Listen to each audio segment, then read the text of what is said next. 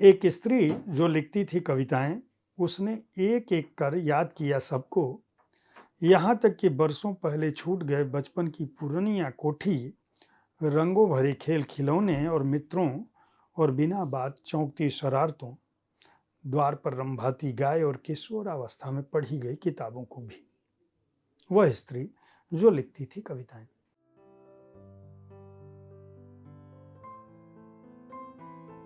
मैं हूं जयप्रकाश पांडे, आप देख रहे हैं साहित्य तक। यह कार्यक्रम है बुक कैफे का एक दिन एक किताब। आज शुक्रवार है और मैं जिस कविता संग्रह के साथ उपस्थित हूं उसका नाम है मैंने किताबों से घर बनाया है।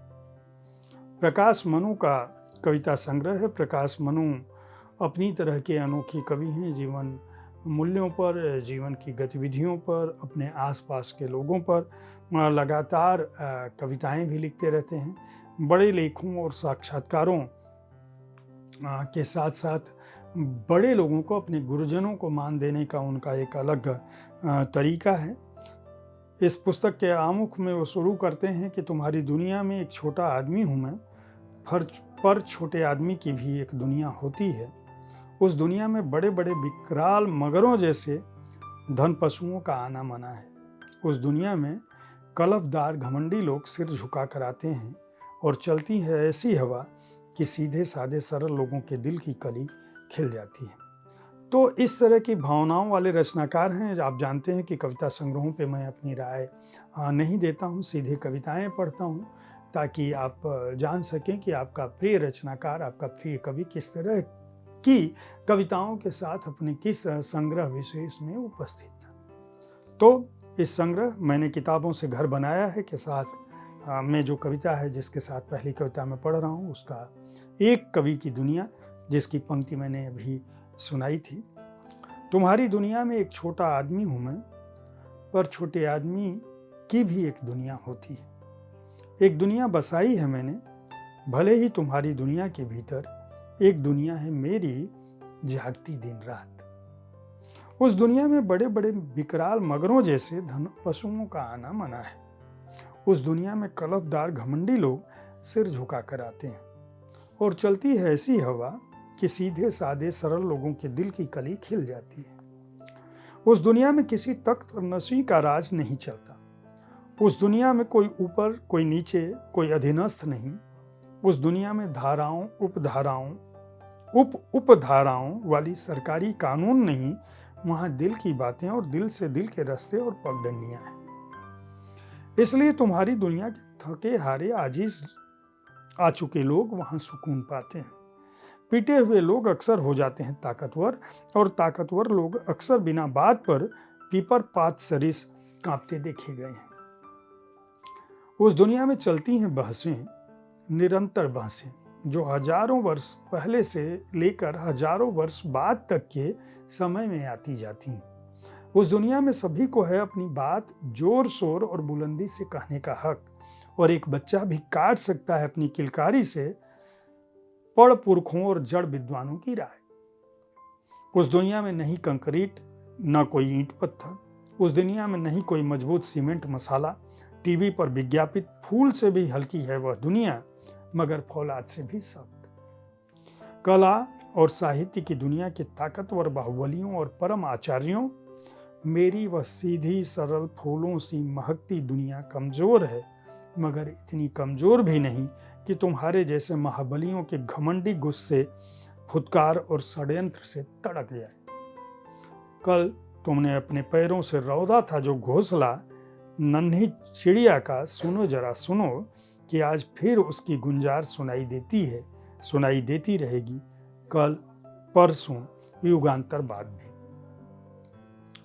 दूसरी कविता जो मैं इस कविता संग्रह मैंने किताबों से घर बनाया है, जिसके रचनाकार हैं प्रकाश मनु, उससे पढ़ रहा हूं। उसका शीर्षक है ईश्वर के पास, ईश्वर के इतने पास। ईश्वर को देखा नहीं कभी, वह कैसा है कैसा नहीं, कैसी है उसकी बूबास, ठीक ठीक नहीं कह सकता।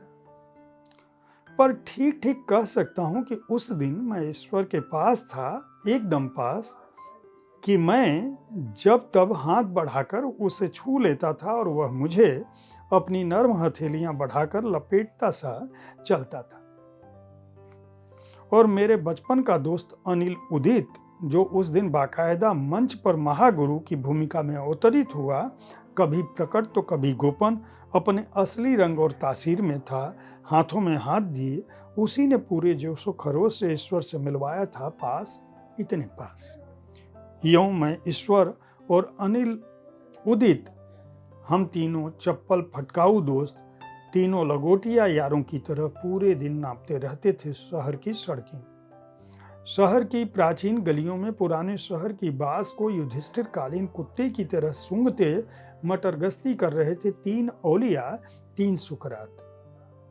घूम रहे थे, भटक रहे थे, कर रहे थे आवारागर्दी, तीन औलिया, तीन सुकरात। उस दिन को अपनी दुनिया के तमाम भीड़ भाड़दार दिनों से अलगाने के लिए ईश्वर के बगैर यह न होता, अनिल उदित के बगैर तो और भी नहीं। और कि मेरी आंखों के भीतर खुलने लगी आंखें, मुझे नजर आई मेरी इस पपड़ाई बंजर दुनिया के भीतर छिपी हुई एक दुनिया जो इतनी खूबसूरत, इतनी हंसी, इतनी दूर दूर तक फैली है कि वल्लाह मैं क्या कहूँ। तीसरी कविता जो मैं इस संग्रह से पढ़ूंगा, प्रकाश मनु जी का कविता संग्रह है, बनाया मैंने किताबों से घर बनाया है। नाम है नदी सपने में रो रही थी माँ। नदी सपने में रो रही थी माँ, ये शीर्षक है कविता का। रात नदी सपने में रो रही थी माँ, फटा पुराना पैरहन पहने, चिंदी और तार तार उदास थी नदी, मैली और बदरंग, अपनी छाया से भी डरी डरी सी रो रही थी बेआवाज। पता नहीं किसे वह पुकारती थी, किसे सुना रही थी अपना दुख। कल रात नदी सपने में रो रही थी। पास ही मरी पड़ी थी असंख्य मछलियां दुर्गंधाती, कातर बतखें, निरीह कच्छप और घड़ियाल। उलट गई थी उनकी आंखें। रात नदी सपने में रो रही थी माँ, रो रही थी बेआवाज। उससे भीग रहा था हवा का आंचल, मीन आंखों से चुप चुप बिसुरता था आकाश। बज रहा था एक खाली खाली सा सन्नाटा, धरती के इस छोर से उस छोर तक। बंजर थे मैदान, बंजर खेत, बंजर आदमी, बंजर सृष्टि की सब नियामतें।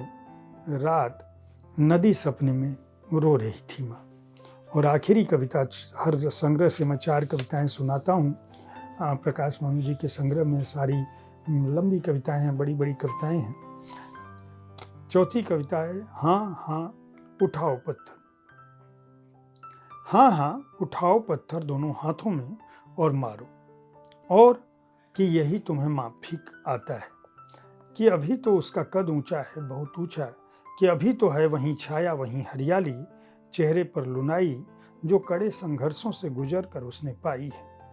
अभी तो वहाँ है आने वाली पीढ़ियों और सदियों के लिए भीतर भीतर बहुत कुछ जलता सुलगता हुआ, गाती हुई आग और बनता हुआ इतिहास।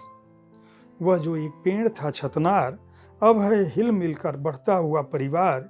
यही कुछ तुमसे बर्दाश्त नहीं हुआ तो मिटाओ न छाती की जलन, और मारो और मारो। गलती तुम्हारी नहीं, तुमने तो बहुत कोशिशें कर ली, जीते जीर गैर हाजिर कर दिया अव्वल तो, और अब जाने के बाद उसका कद और बढ़ा, बढ़ता ही गया। तो तुमने पैरों तले पत्थर पर पत्थर रख कर मुकाबला किया, चेहरे पर चिंतक होने की चमकीली खड़िया पोतने सा नाटक। मगर तुम क्या करते अगर तुम्हारे पुतन्ने और सुथन्ने जरीदार छोटे साबित होते गए उसके आगे?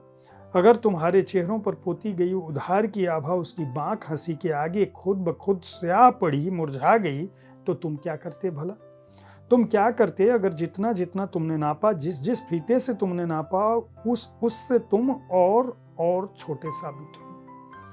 तो फिर यही तो एक रास्ता है जिसका तुम्हारे दिमाग में बैठे और अंगूठान से सीधा वास्ता है कि उठाओ पत्थर दोनों हाथों में। हाँ हाँ उठाओ पत्थर, एक से एक नुकीले धारदार, और लगाओ निशाना। लेकिन संभल कर, ख्याल रखना कि कहीं तुम्हारे पत्थर लौट कर तुम ही को खूनम खून न कर दें। कुल 184 पृष्ठों का यह संग्रह है, जिसे संधीश पब्लिकेशंस ने प्रकाशित किया है। मूल्य 500 रुपये है इसका। प्रकाश मनु के लेखन को अगर आप पसंद करते हैं, अच्छी कविताओं को पसंद करते हैं, तो इस पुस्तक को खरीद कर पढ़ सकते हैं। हालांकि कविता संग्रह के हिसाब से इस पुस्तक का मूल्य थोड़ा कम होना चाहिए। प्रकाशक को यह ध्यान देना चाहिए कि लोकप्रिय लेखकों की पुस्तकें कम से कम पाठकों की खरीद की पहुंच में ज़रूर हों।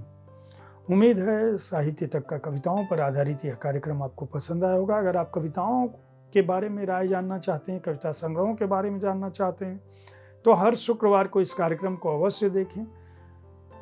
इसी समय में बुक कैफे के एक दिन एक किताब में हर दिन किसी न किसी पुस्तक पर अपनी राय के साथ उपस्थित होता हूँ। रविवार के दिन आपके किसी प्रिय रचनाकार से बात करता हूँ। बातें मुलाकातें कार्यक्रम में उनके जीवन कर्म पर या उनकी किसी चर्चित कृति पर शब्दरथी कार्यक्रम में बुक कैफे देखते रहें। हमारे कार्यक्रम को देखते रहें, साहित्य तक देखते रहें, पुस्तकें खरीदते रहें। धन्यवाद।